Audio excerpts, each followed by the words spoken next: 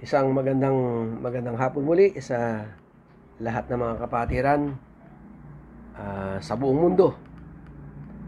Isang mapagpalang araw na tayo ay muling magkasama-sama at mag-aral ng salita ng Diyos. At habang inihintay po natin ang ibang mga kapatiran, ay nais ko munang batiin ang ating mga kapatiran. Shoutout po sa mga kapatiran sa Amerika, yung nasa Europe at Africa, Australia, sa Middle East, sa Singapore, sa Japan, sa Philippines, at yung mga kapatiran sa Christ Ambassador Gapan.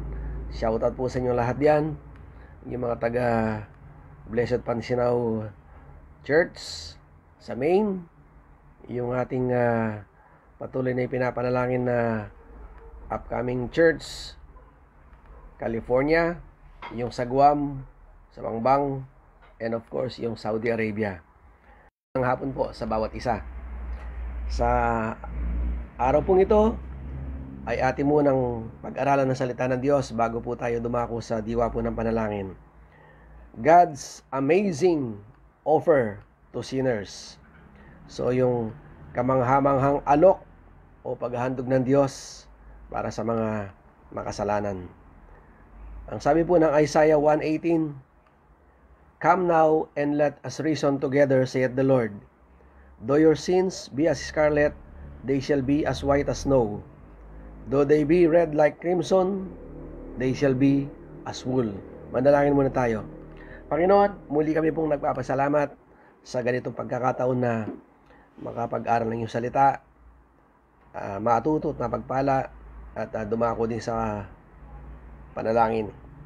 But then agad kami po yung samahan upang kami mapagpala ng iyong salita na siyang aming pag-aaralan sa hapong ito. In Jesus' name we pray. Amen. Ang sabi sa Tagalog ng Isaiah 1:18, magsiparito kayo ngayon at ay mga tuwiranan, sabi ng Panginoon. Bagaman ang inyong mga kasalanan ay maging tila mapula, ay magiging mapuputi na parang niebe. Bagaman maging mapulang gaya ng matingkad na pula, ay magiging parang balahibo ng bagong paligong tupa. So, si Prophet Isaiah po, siya po ay tinaguri ang the evangelical prophet. Siya po ay propeta na talaga nangaral ng salita ng Diyos. At siya po ay nabuhay at isinulat ang Book of Isaiah some 700 years ago before the coming of Christ. At kanyang patuloy na idinideklara ang mensahe ng Panginoon, yung kanyang pag-ibig sa mga makasalanan. Ipinangaral to sa loob ng 40 taon, 40 years. Kaya yung ating key verse, yung Isaiah 1:18, this is a gem verse. Ibig sabihin, ito isang hiyas o isang perlas na mensahe ng Panginoon na siyang nangungusap sa bawat isa sa atin. At kung ating mapapansin, God taken the initiative in offering to be the Savior of all who will put their trust in Him. Siya na yung gumawa ng hakbangin at pinapaabot sa lahat na siyang tagapagligtas kung sila ay magtitiwala sa Kanya. At makikita natin dito kung gaano tayo kamahal ng Panginoon, kung paano niya ninanasa na ang bawat isa sa atin ay makatanggap ng kaligtasan. So this afternoon, let us consider the following things. Mga ilan lang ito, 3 lang ito na ating pag-aaralan. Una, the graciousness of God's invitation.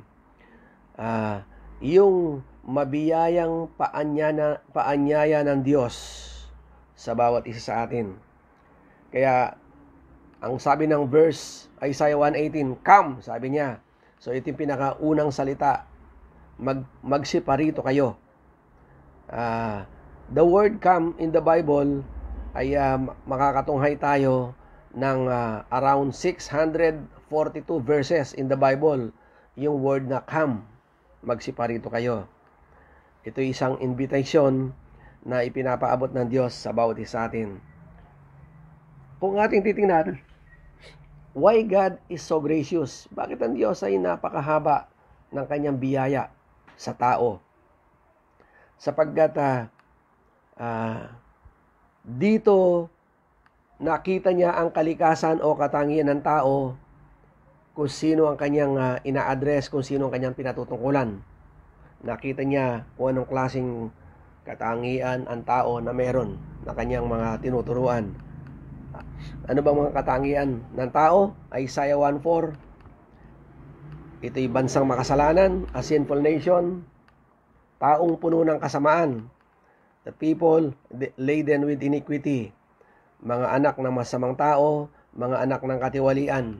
Itinakwil ninyo si Yahweh, nilait ang banal na Diyos ng Israel, at pagkatapos tinalikuran ninyo siya. So ito yung klase ng tao na gusto niyang i-address ang pag-ibig ng Diyos sa mga taong ito. So makikita natin dito, what a terrible picture na mapagtanto natin kung gaano kalaki ang pag-ibig ng Diyos sa tao. And it magnifies the grace of God. So ipinaliliwanag dito yung biyaya ng Diyos kung ating mapagtanto, bagaman tayo ay makasalanan, bagaman tayo ay lumiliko, nagre-rebelde sa Kanya, at still, ang Diyos ay minamahal niya ang tao, and He longs for us. Hinahanap niya tayo. At kaya iniimbitahan tayo na pumunta sa Kanya at tanggapin siya bilang Panginoon at sariling tagapagligtas. Ito po yung the gracious God we serve. So, ang pinag-uusapan po dito, hindi yung kung gaano kabigat ang iyong kasalanan. Ang pinakamahalaga dito, come as you are. Kaya nga, ang una niyang hamon, come, please come. Lumapit ka, magsiparito kayo. Kahit na gaano kalaki ang iyong kasalanan, ito ay parang kasimputi din ng niebe pagkatapos. So ito po yung pag-ibig ng Diyos na inilalaan sa atin, na the graciousness of God, of God's invitation, yung mabiyayang paanyaya ng Diyos sa atin. Lumapit tayo sa Kanya, come now.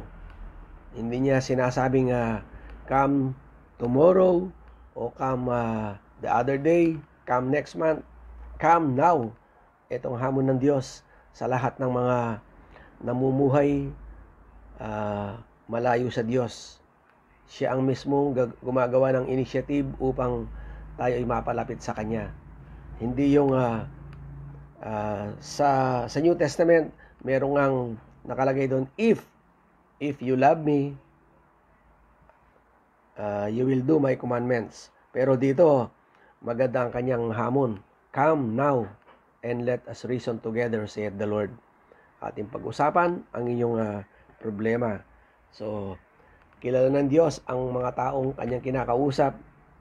Ito yung mga taong makasalanan, masamang tao, anak ng katiwalian, at nilalait ang Diyos, tinalikuran ng Diyos. Ito po yung mga tao na kanyang ina-address sa kanyang pagtawag para sa Kanya. So, makikita natin, God's graciousness offers us the salvation that mankind needs. So, ito po yung unang ipinapakita niya, the graciousness of God's offer. Ikalawa, the friendliness of God's attitude. So, makikita natin dito kung gaano kagiliw, kung gaano palakaibigan yung saloobin ng Diyos sa tao. Although we are such a sinful people, bagaman tayo mga taong makasalanan, He actually invites us to come and sit sa conference table. Tayo ay hinahamon niya, lumapit, pag-usapan natin, gaano ba kabagat ang kasalanan mo? Bakit ayaw mong lumapit sa akin? Ano ba ang ipinagmamalaki mo? Bakit ayaw mong lumapit sa akin? So, hinahamon tayo, come now, sabing ganon. Wala nang ibang Diyos na napakabuti kundi yung Diyos natin pinaglilingkuran, na mayaman sa kanyang biyaya. Ibigay natin sa kanya yung lahat ng ating rason, lahat ng ating suliranin, problema, at alam natin walang problema sa mundo na hindi kayang lutasin ng Diyos kapag ipinagkatiwala natin. So, ito'y kamangha-mangha ang pag-ibig ng Diyos na siya ang tumatawag sa atin. Actually nga sa John 15:16, "You have not chosen me, but I have chosen you." Hindi naman ikaw ang pumili, kundi ako ang pumili.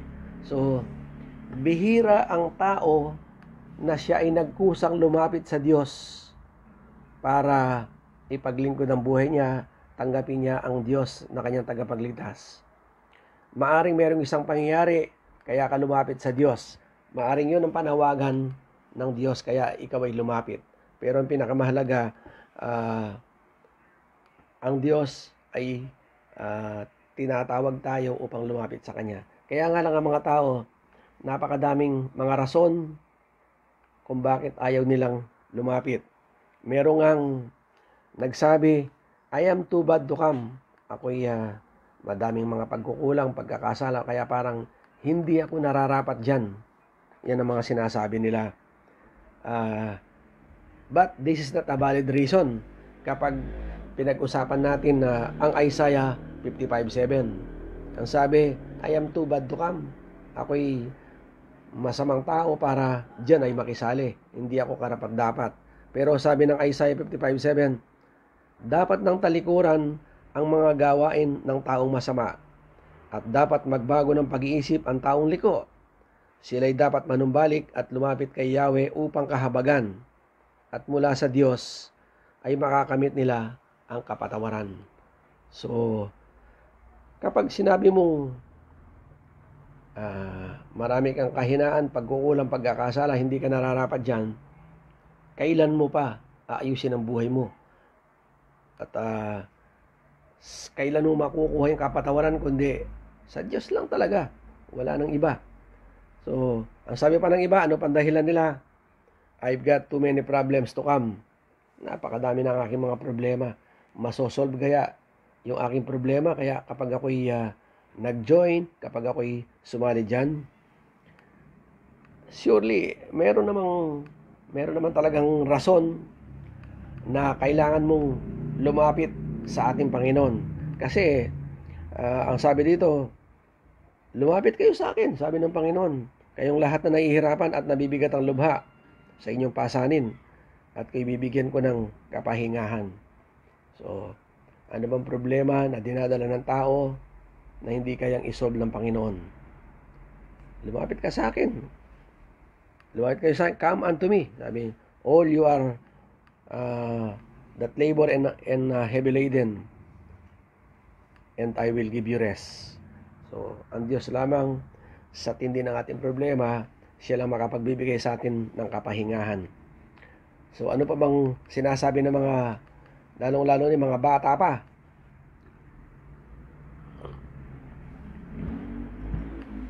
Bata pa ako, there is still plenty of time para dyan. Marami pang panahon o oras para dyan. Hindi muna ngayon. Pero ang sabi ng Proverbs 27:1, huwag ipagyayabang.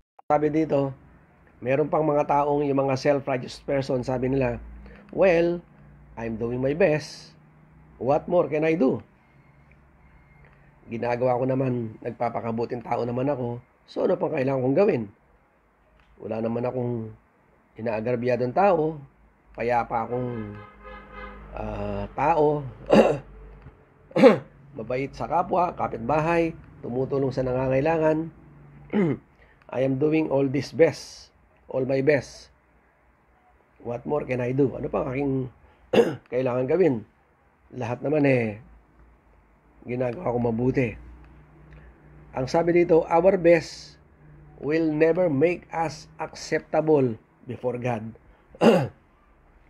So yung ating pinakamahusay, pinakamabuti nating gawa, hindi naman pwedeng maging katanggap-tanggap sa harapan ng Panginoon.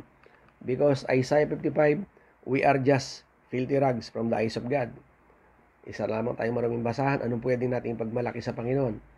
Yung ating mabubuting gawa, yung ating kabutihan sa kapwa. Kung ginagawa natin yan sa pamagitan natin sariling kakayahan, sariling pagsikap, we cannot please God sa mga ganong klaseng bagay. Sapagkat mayroong tinuturo dyan ang Biblia, Romans 3:20, walang taong mapapawalang sala sa paningin ng Diyos sa pamamagitan sa pagsunod ng kautusan. So, yun ang Old Covenant na sinusunod natin ang kautusan, kung ano yung instruction. Dahil ang gawain ng kautusan ay ang ipamukha sa tao na siya ay nagkasala. So, yan ang kautusan. We cannot please God with our works.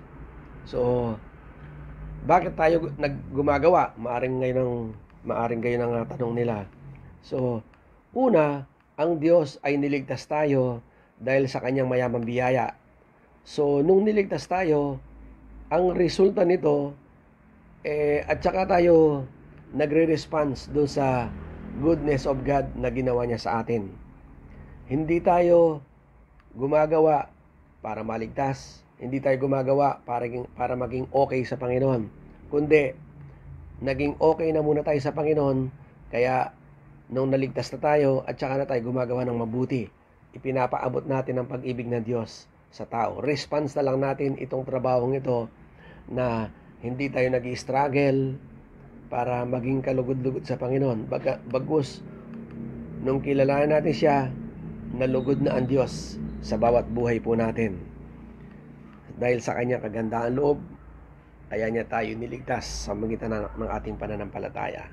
So, ang pangatlo, ang sabi dito, tingnan natin yung the attractiveness of God's offer.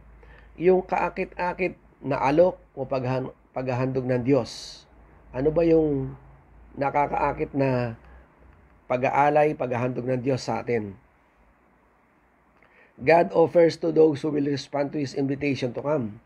So, inaalay ng Diyos ang kanyang buhay, ang kanyang pag-ibig, pagmamahal sa atin, sa lahat ng mga nais na tumugon sa kanyang panawagan. So, ito ay sinasum up ng ating key verse ng Isaiah 1:18. Bagaman ang inyong mga kasalanan ay maging tila mapula, ay magiging maputi na parang niebe. Bagaman maging mapulang gaya ng matingkad na pula, ay magiging parang balahibo ng bagong paligong tupa. Ito ang kasalanan natin, na kahit na ito'y matingkad na pula, ito'y magiging puti. So, ibig sabihin, lilinisin tayo ng Panginoon. So, God is offering us the free forgiveness. Inaalay ng Diyos yung libreng pagpapatawad sa atin, at there will be a complete transformation of life kapag ang tao ay kumilala ng totohanan sa Diyos na nagbigay sa kanya ng buhay.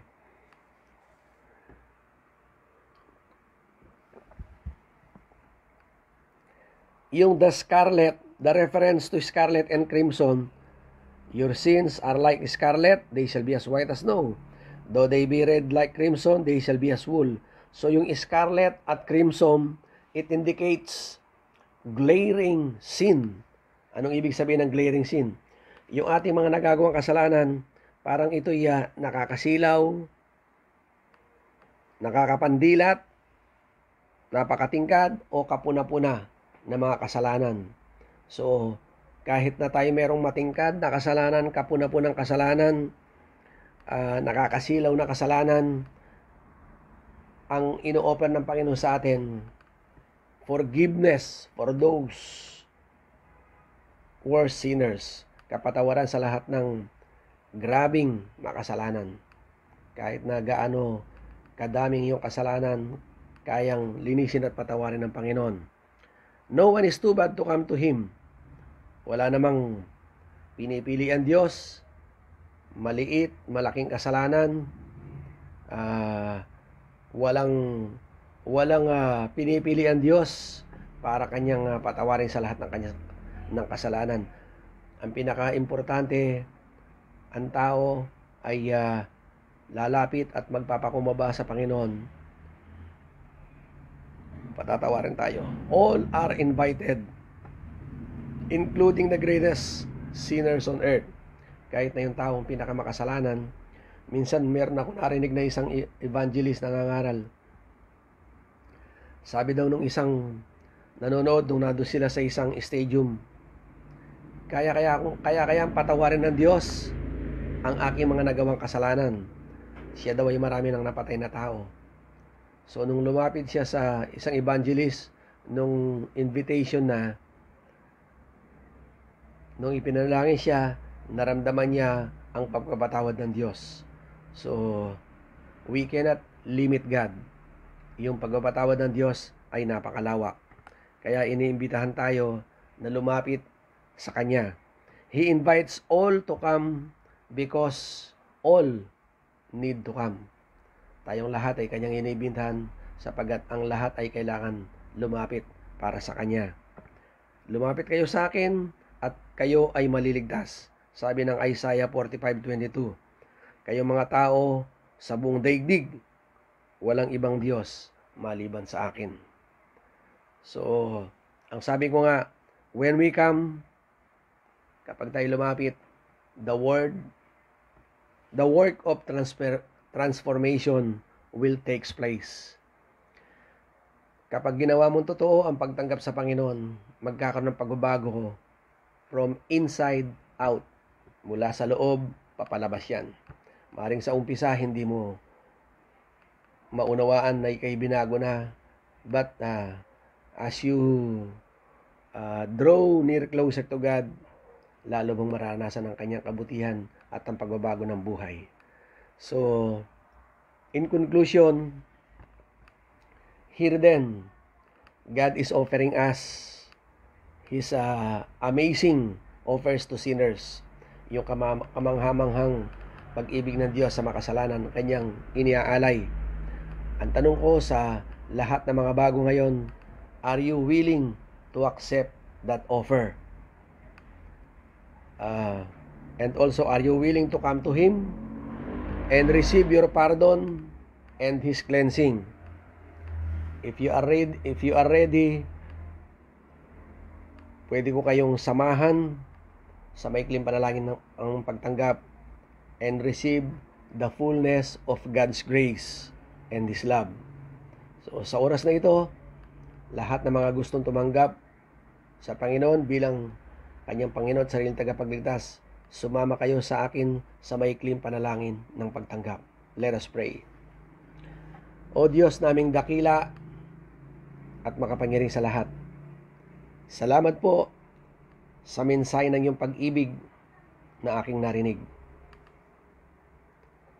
Inaamin ko po na ako'y naging makasalanan at hindi ko kayang iligtas ang aking sarili. Kaya't sa oras na ito, iniimbitahan ko at binubuksan ang aking puso. Tinatanggap ka, Jesus, bilang aking Panginoon at sariling tagapagligtas. Naniniwala ako sa oras na ito, ikaw, Jesus, ay nasa aking puso na. At ako ngayon ay may buhay na walang hanggan. At ang aking pangalan ay nakasulat na sa aklat ng buhay. Salamat po sa kaligtasan na inyong ipinangako sa pamamagitan ng inyong salita at sa tinapos ninyong gawa sa krus ng Kalbaryo. Salamat po sa pangalan ni Jesus, itong aking dalangin. Amen. So, nais ko pong ipanalangin ang lahat ng mga tumanggap. Panginoon, salamat sa mga buhay ng mga taong tumanggap sa sandaling ito. Akin pong pinagkakatiwala ang kailang buhay. After they have received you, the fullness of your grace and your love, we declare that transformation will take place upon them. At simula sa araw na ito, kayo ang siyang patuloy na mag-ingat, sumubaybay sa bawat buhay ng mga taong tumanggap. Ito po'y araw ng kaligtasan nila, naway matandaan nila na ito'y araw ng kanilang kaligtasan. Salamat po sa iyong dakilang pag-ibig na patuloy mong ipapadama sa kanila. In Jesus' name, Amen. Praise the Lord.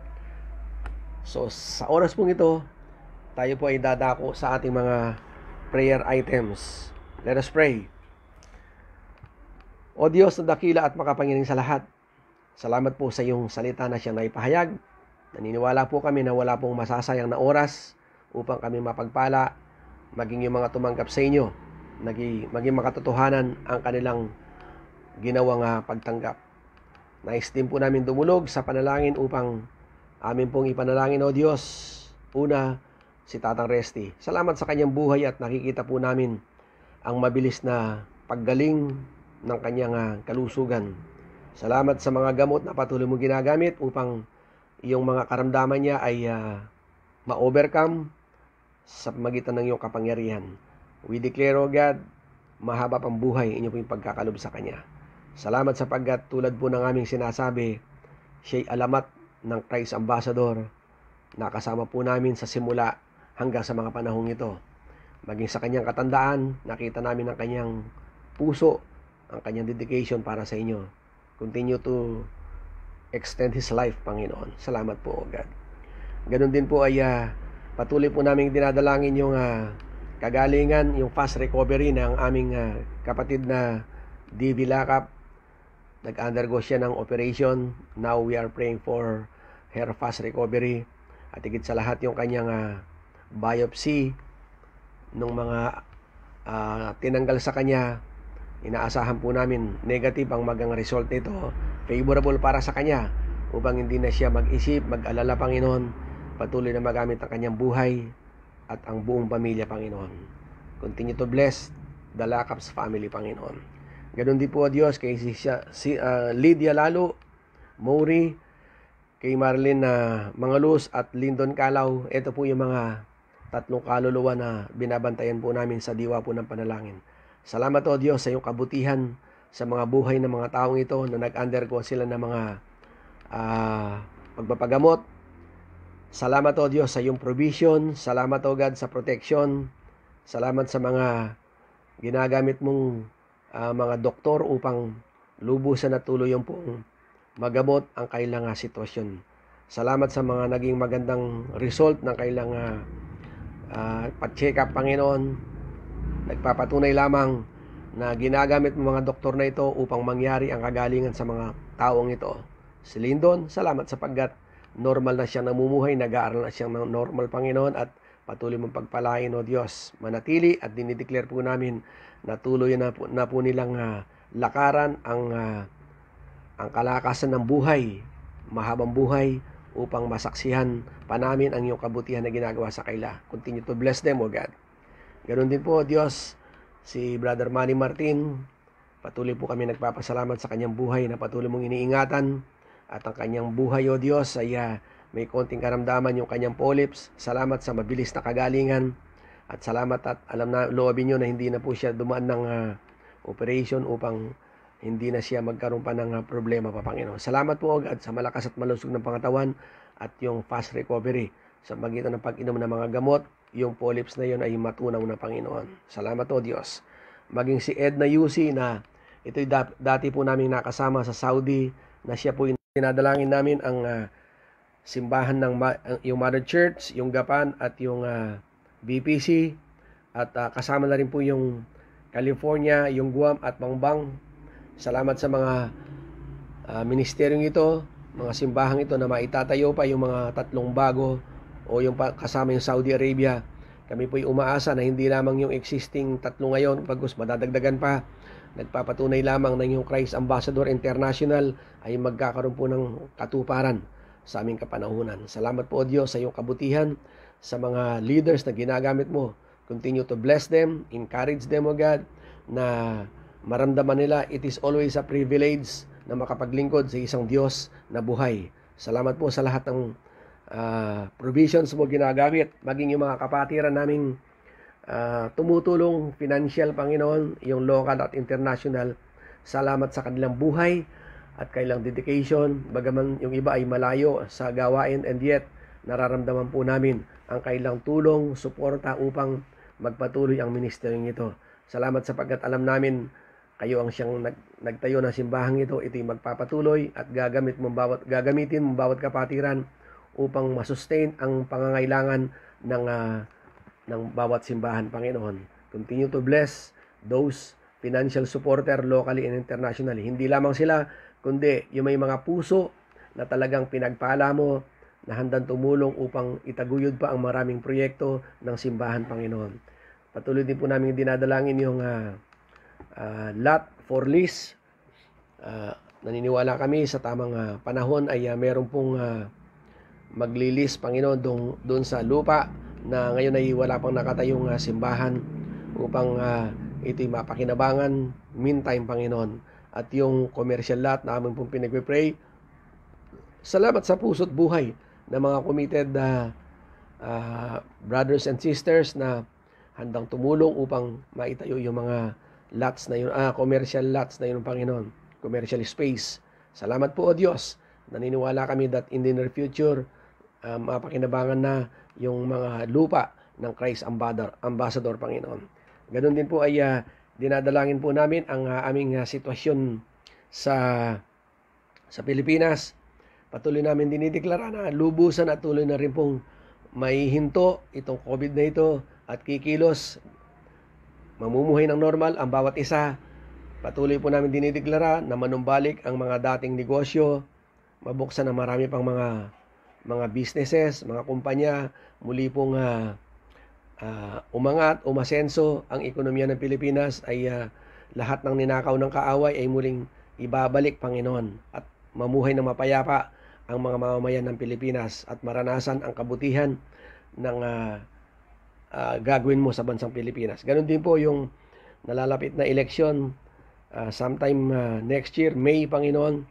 Umaasa kami na ngayon pa lamang bigyan mo ng karunungan at puso na nakakaunawa ng mabuti ang mga tao na maiboboto nila yung tamang presidente, mga leaders ng aming bansa, sapagkat ang presidente yung pinakamahalaga na siya yung pinakaulo ng pinakatatay ng bansang Pilipinas, kaya siya po ang nagdidikta ng mga bagay na mangyayari sa bansang Pilipinas. Kaya ngayon pa lamang ay nagpapasalamat na kami, O Diyos, sapagkat kayo ang maglalagay sa puso ng mga tao kung sino yung mga leaders na dapat pumamuno sa iyong bansa. Presidente, Vice President, mga senators, congressmen, governors, governor, mayor, at lahat ng mga manunungkulan na ihahalal by next year, May. Kami po'y dumadalangin, O God, yung mga taong nararapat ang mailagay at tunay na pumayapa ang bansang Pilipinas at maranasan ang kabutihan at kasaganaan nito. Sa gabi pong ito, O Diyos, sa lahat po ng mga panalangin namin na aming naater, kami po'y lubos na nagpapasalamat sapagkat nakatitiyak kami ang lahat ng ito sa iyong kapanahunan ay mararanasan po namin ang kasagutan nito, sapagkat ang lahat ng ito ay pinapanalangin namin na may pananampalataya sa makapangyarihang pangalan po ng aming Panginoon Hesus. Ito ang aming samot dalangin. Amen. Praise the Lord. So sa pagkakataon po ito, ang ating hindi natin mababati ang lahat, bagos we just declare na ang lahat ng mga tutok online that God will entertain your prayers individually. Magtiwala at manampalataya lamang tayo, ipagkakalob ng Diyos ito. So benediction, the grace of our Lord Jesus Christ and the love of God and the communion of the Holy Spirit be with you all. Dahil kay Jesus, tayo pong lahat ay sukdulang pinagpala, lubhang itinangi at taimtim na minamahal ng Diyos. God bless you all.